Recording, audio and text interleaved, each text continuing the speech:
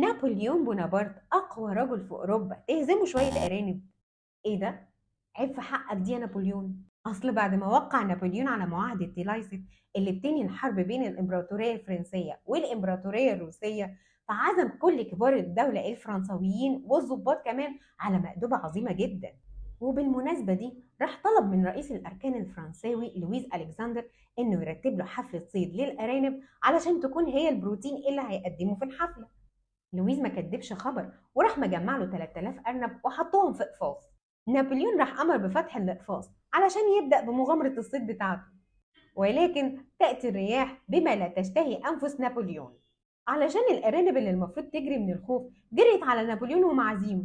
في الأول أخدوا الموضوع بضحك، ولكن بدأ الموضوع يقلب بجد وخوف، وبدل ما كانت الحفلة للترفيه بقت جري ورا الأرانب. نابليون أخد بعضه وجري على الكاريتا بتاعته وساب